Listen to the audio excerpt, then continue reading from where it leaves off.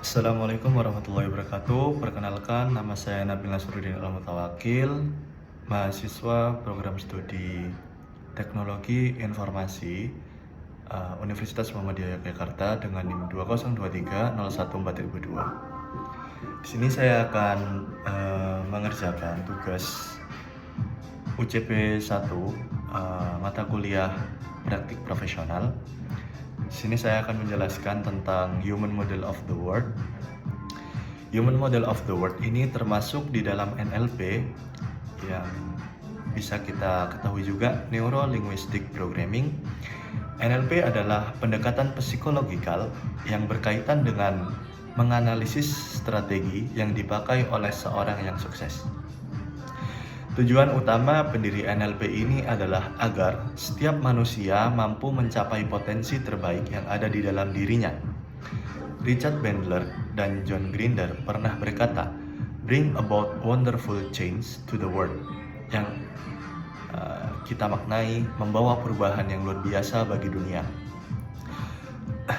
Rata-rata masalah utama dari manusia yaitu hesitation atau keraguan akan fear, ketakutan.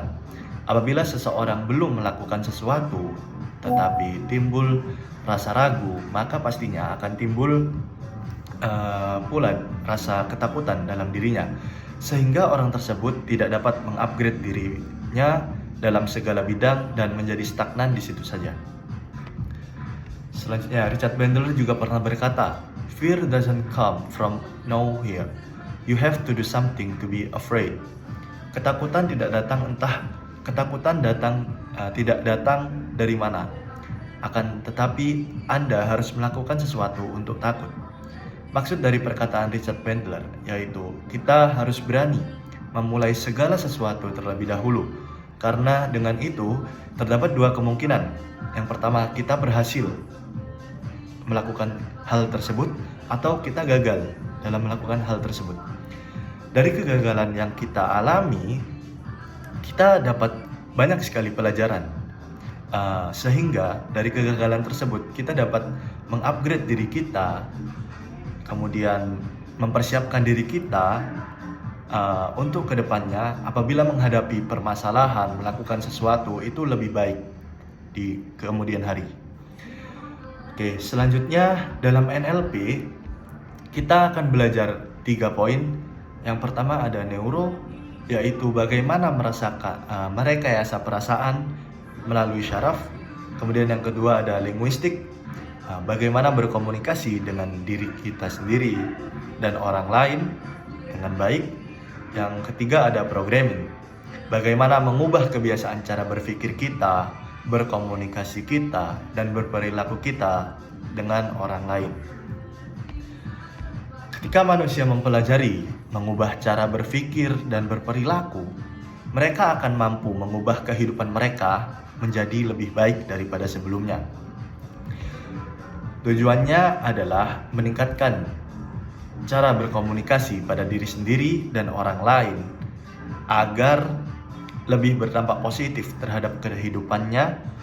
Dengan kita melatih cara berkomunikasi yang baik, kita jadi lebih mudah mendapatkan teman yang lebih baik. Kita juga dapat mengupgrade personal branding kita, because NLP teach people how to think and create feeling. Karena NLP itu mengajarkan orang bagaimana berpikir dan menciptakan perasaan. Richard Bandler pernah berkata, "To everyone in the world who feels trapped, slaves to their environment, in chains of a negative world, there is always hope, and there is always freedom, and once you grasp it, you can change the world."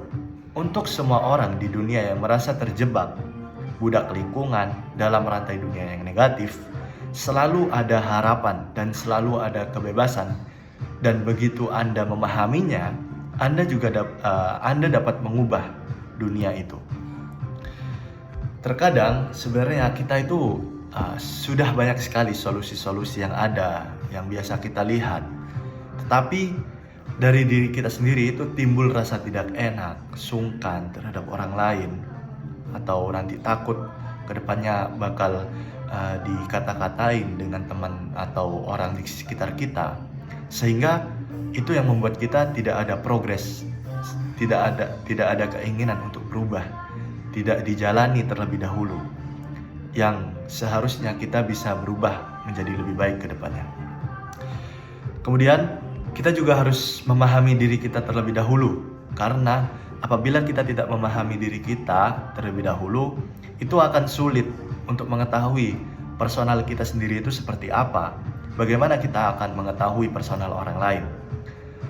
Dan apabila perintah diri kita sendiri saja sering untuk tidak kita patuhi, bagaimana mungkin orang lain akan mendengarkan perintah atau ajakan atau apapun itu yang sifatnya dari diri kita untuk mengajak atau mempengaruhi orang lain. Itu bakal susah untuk mempengaruhi, karena semua itu harus dibangun dari kita sendiri terlebih dahulu.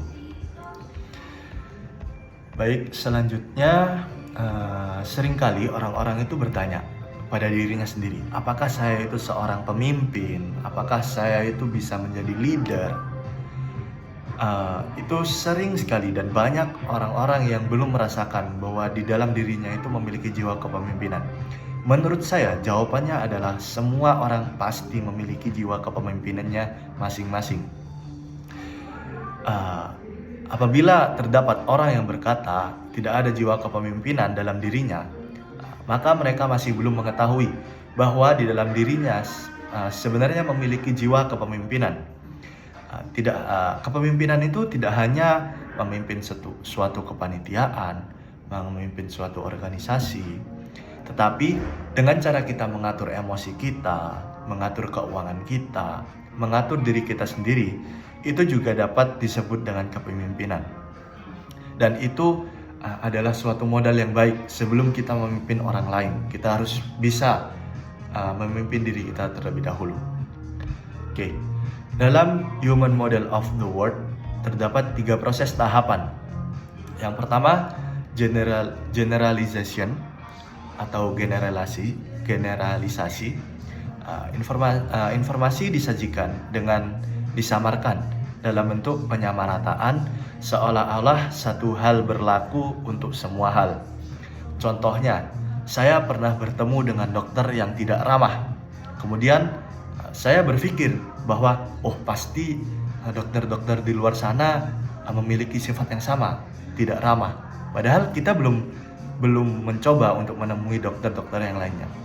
Karena kalau menurut saya tidak bisa kita itu menyamaratakan sifat orang yang satu dengan orang yang lainnya. Generalisasi ini bisa membantu kita membuat keputusan yang cepat. Akan tetapi kita seharusnya mengambil keputusan atau menyimpulkan sesuatu apapun itu dengan cepat dan dengan tidak terlalu terburu-buru dan tidak disamaratakan. Kemudian yang kedua ada deletion. Adanya informasi yang tidak tersampaikan dengan jelas karena ada bagian terhapus. Contohnya, Anda sedang stres dengan tugas Anda dan merasa gagal dalam mengerjakan tugas yang sekarang sedang Anda kerjakan, hingga melupakan tugas-tugas sebelumnya yang sebenarnya kita itu sudah menyelesaikan tugas. Banyak sekali tugas-tugas yang sudah kita lakukan, tetapi kita itu kayak tidak mengapresiasi diri kita bahwasanya sebenarnya kita itu bisa, tapi mungkin malas. Itu juga menjadi poin penting bagi kita. Deletion ini dapat membantu kita pada hal penting yang sedang kita kejar, tetapi terasa berat dan membuat hampir menyerah, padahal sebelumnya kita berhasil untuk melewatinya. Kemudian yang terakhir ada distortion. Terdapat informasi yang menyimpang pemaknaannya. Apa yang disampaikan menciptakan makna tersendiri yang lain meski kenyataannya mungkin seperti itu. Contohnya, orang tua kita sedang berbicara serius dengan kita, kemudian tetapi kita itu menganggap itu sebuah tekanan dari orang tua kita yang seharusnya mungkin kita menganggapnya orang tua kita harus seperti ini. Tetapi sebenarnya belum tentu seperti itu. Mungkin saja orang tua kita memberikan nasihat seperti itu karena mereka care dengan kita, mereka sayang dengan kita. Jadi distortion ini dapat membuat kita stres dan cemas yang seharusnya masalah tersebut tidak perlu kita pikirkan terlalu dalam. Jadi setiap apa yang kita pikir, apa yang kita rasakan, apa yang kita ucapkan, dan apa yang kita lakukan itu semuanya adalah 100% tanggung jawab pribadi kita. Mungkin sekian dari saya. Terima kasih atas perhatiannya. Kurang lebihnya mohon maaf. Wassalamualaikum warahmatullahi wabarakatuh.